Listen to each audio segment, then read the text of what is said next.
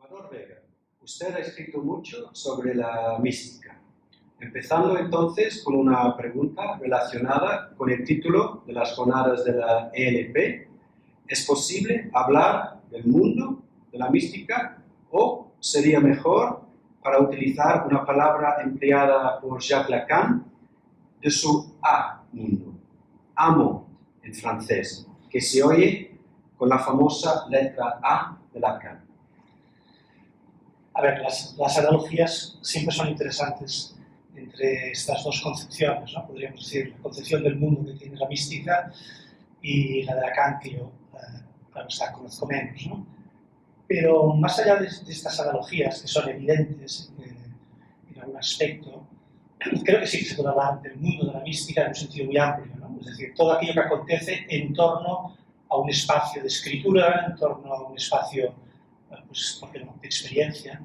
Pero más allá de esto, yo creo que lo interesante es observar hasta qué punto la mística, es decir, los místicos, las mujeres místicas, tienen una idea del mundo, o tienen una idea de mundo. Porque comúnmente se cree que el mundo de la mística es un mundo huidizo, es decir, que es una fuga mundi, ¿no? Es que hay un cierto autismo en los autores que escriben sobre su experiencia mística. Y yo creo todo lo contrario, es decir, creo que el mundo de la mística es un mundo que está comprometido con el mundo de la necesidad. Y quizás por aquí sí que se podría encontrar una cierta analogía con la idea de A-mundo de Lacan. Pero antes de definir más esta analogía, me gustaría definir un poco mejor esta idea de mundo.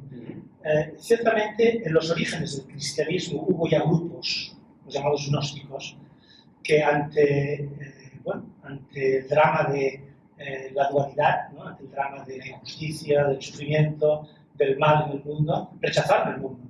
Y por lo tanto, hay una concepción anticósmica. Pero a diferencia de estos grupos cristianos, la mística tiene un compromiso con el mundo. Es decir, intenta establecer un lugar de silencio y de quietud en el centro del torbellino. Y por tanto, así como los primeros padres del desierto crearon cenobios y monasterios en el desierto, con los siglos estos lugares de silencio se trasladaron a las ciudades, justamente para que en el centro del ruido floreciera este silencio y esta quietud. Entonces, ¿esto es un mundo o esto es un amundo? Yo diría que en el caso de los místicos, el mundo del místico es un mundo enclavado en la necesidad, en la ley de la necesidad, aun cuando hay un compromiso también con los elementos contingentes, y por tanto aquellos que, yo creo, dice Lacan, escapan a la ley, ¿no? o forman parte de eso que llama lo real. No sé si esto es muy justo establecerlo de esta manera, es decir, no sé si la analogía funciona, porque yo creo que en el mundo de los místicos no hay un mundo y un no mundo, o un amundo, sino que hay una unidad. Hay una unidad, pero es una unidad que no es fenoménica, es decir, el místico rechaza todo lo que aparece. Y por eso no se puede hablar de mundo si este mundo no es concebido como un mundo que no tiene lugar. ¿Por qué? Porque el objeto de estudio, diríamos nosotros, de este mundo es un objeto siempre ausente. Y al estar siempre ausente, hay un otro que está siempre ausente, ¿no? Hay un objeto o un sujeto siempre ausente. Este mundo está constantemente desplazado. Es decir, no hay una satisfacción con respecto a lo que tenemos, sino que estamos constantemente poniendo en crisis el lugar en el que estamos. Hay que estar constantemente desplazándonos en este mundo, ¿no? Y por eso es un sujeto que está constantemente en crisis también. Es un sujeto que busca a otro sujeto que está siempre ausente. Pero él mismo se debe ausentar también de las posiciones que va ganando. Eso sí suena bastante lacaniano. No sé, esto lo dirás tú. Yo creo que sí, que en efecto hay alguna analogía, ¿no? Y que no me extraña finalmente que Lacan ya desde muy al comienzo se interesara por las cuestiones de la mística, ¿no? Como uno de sus discípulos Michel de Certeau, ¿no? que es quien, en cierta manera, hace de puente entre las ideas de Lacan y las ideas de la historia de la mística, ¿no? Exactamente, sí. Siguiendo entonces un poco con esta idea de lo amundo, con esa analogía, usted ha escrito en varios sitios sobre cierto paroxismo de la paradoja en la mística. Lacan también ha resaltado mucho este punto.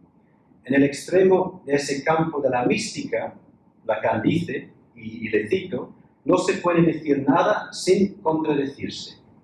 ¿Qué nos puede decir, citándole ahora a usted, sobre este lenguaje de las paradojas? Sí, muy interesante. Es el único lenguaje posible para hablar de la experiencia mística, porque huye constantemente del principio de contradicción. Cuando el sujeto quiere identificarse con el objeto, ahí no hay principio de contradicción, ¿no? Es decir, el lenguaje de la paradoja es... A mí me gusta, más que hablar del lenguaje de la paradoja, me gusta... Hans Blumenberg habla de imágenes explosivas. Es decir, una imagen explosiva es la nada. Es una metáfora que rompe los límites de la significación, pero al mismo tiempo contiene ese exceso que toda ausencia conlleva. Es decir, hay una erótica en esa búsqueda del objeto o sujeto ausente. Y en esa erótica, en ese diálogo con algo siempre ausente, se crea un exceso. Y ese exceso lleva a la generación o la creación de paradojas, es decir, o de metáforas, podríamos decir, ¿no? Y si la metáfora es aquello que intenta estirar el significado más allá del lugar que ocupa, como sucede precisamente con ese desplazamiento de la subjetividad, entonces el lenguaje idóneo o apropiado es el de la paradoja, porque la paradoja está constantemente rechazando un significado único. Y por eso creo que el ámbito en el que estas paradojas se dan es el de la analogía, de una analogía en el que uno de los extremos está siempre ausente. Pero claro, hay un referente que, por muy ausente que esté, es el que arrastra, ¿no? es el que nos exige estar constantemente saliendo y desocupando, es decir, dejando vacío el lugar que ocupamos, ¿no? Y dirigirnos siempre a un otro que está también ausente, ¿no? Pero que es el límite de nuestra imposible significación, y por eso la paradoja es el lenguaje, yo diría que es el único lenguaje posible, ¿no? Vale, quedando un poco con ese tema de la erótica, el amor también puede ser amundo, para utilizar otra vez esa palabra de Lacan. Lacan distingue, por ejemplo, entre Angelus Silesius y Adalbert de Amberes. El amor divino del primero nos advierte al confundir su ojo contemplativo con el ojo con que Dios lo mira, pertenece al goce perverso. Es contundente lo que dice Lacan. El amor el segundo de Adalbert de Amberes, sin embargo, y otra vez cito las palabras de Lacan, dice exactamente lo contrario de la aspiración al soberano bien. Cuestiona el ideal de la salvación en nombre del amor del otro, con mayúscula, y implícitamente dice a Dios, si es tu voluntad, condéname al infierno.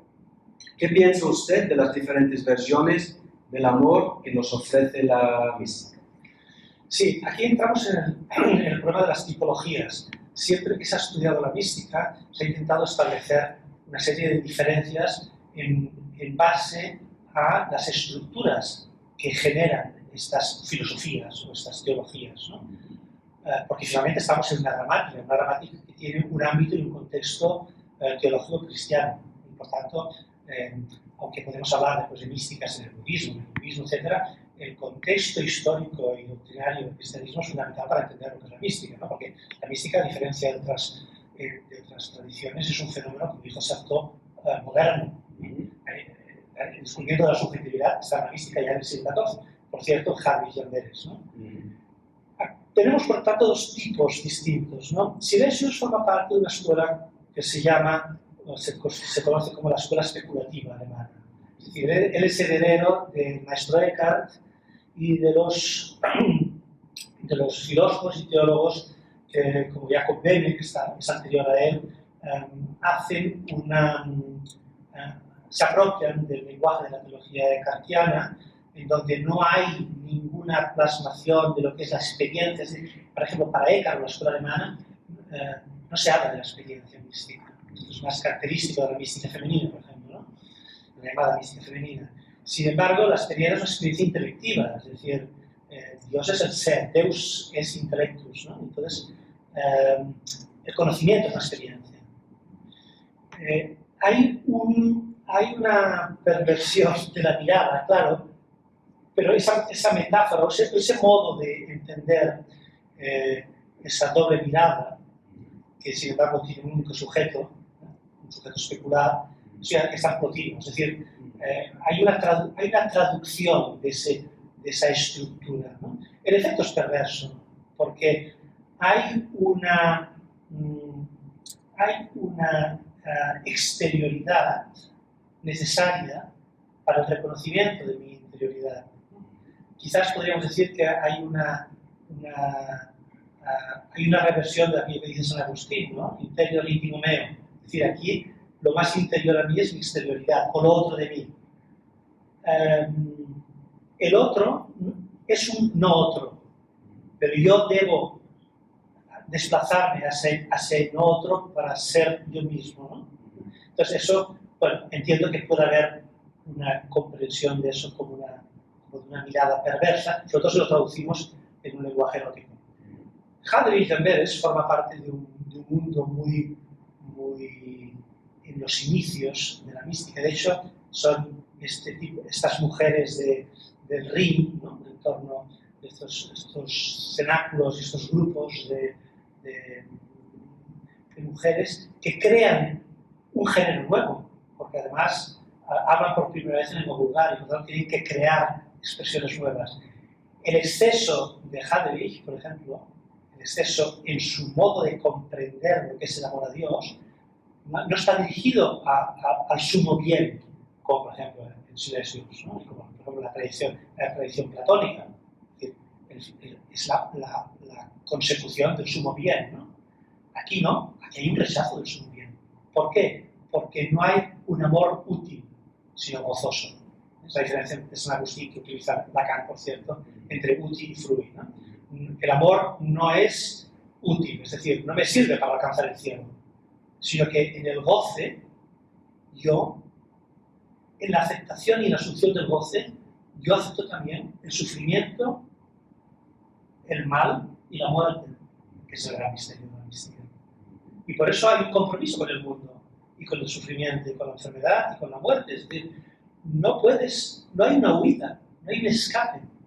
Incluso si la voluntad de Dios es que yo me condene, bienvenida sea. ¿Por qué? Porque eso sería estar con lo real, si me permites esa traducción. Sería estar con lo real, es decir, no con lo que a mí me conviene, sino con lo real, ¿no? Eso es lo que quiere decir, hágase en mí, según tu palabra, en la anunciación. Es decir, no lo que yo quiero, no lo que mi voluntad quiere, sino lo que la voluntad de lo real desea. Y entonces ahí hay un goce, ¿no? Es un goce que no busca su bien, sino que busca la realización de lo real. Pero bueno, esto lo digo pasando de puntillas por encima del lenguaje lacaniano. Dicho lo anterior, entonces, sobre Angelus Silesius, es sorprendente, como usted ha dicho, encontrar a Lacan ya en su primer seminario citando a Silesius y a su peregrino querúbico para hablar de la experiencia del final de un psicoanálisis, concebido en este momento, y retomando los temas de la primera pregunta, como crepúsculo, despersonalización y ocaso imaginario del mundo, precisamente. En esta línea, y para terminar, ¿qué podría aprender el psicoanálisis del estudio de la mística? Esta es una pregunta muy difícil, porque voy a intentar primero responder a la primera parte, ¿no? Es decir, el final del psicoanálisis. Yo no sé muy bien si entiendo lo que quiere decir esto, pero si lo entiendo,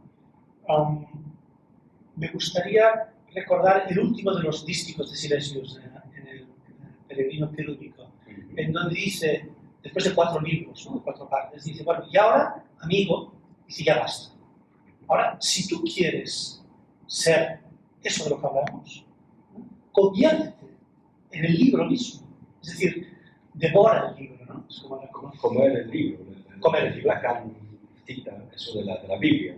Sí, del Apocalipsis, ¿no? Sí, sí, porque la visión de San Juan en Patmos, ¿no?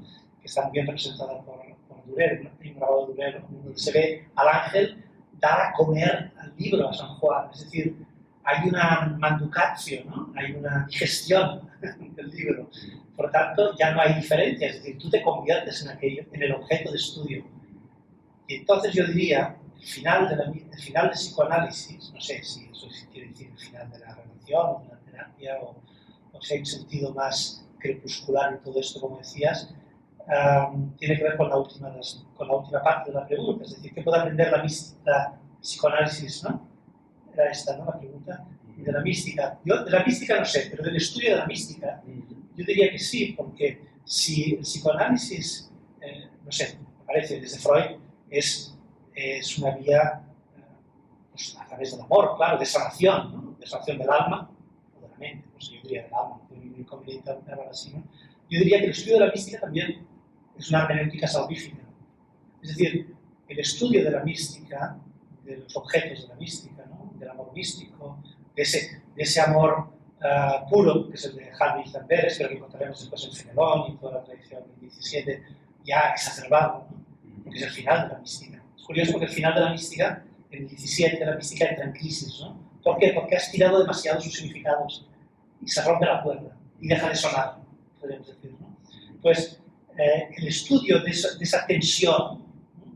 O de ese ámbito de tensión, por tanto, entre los significados, el significado significante, etc., el estudio de ese ámbito es un estudio, yo creo, sanador.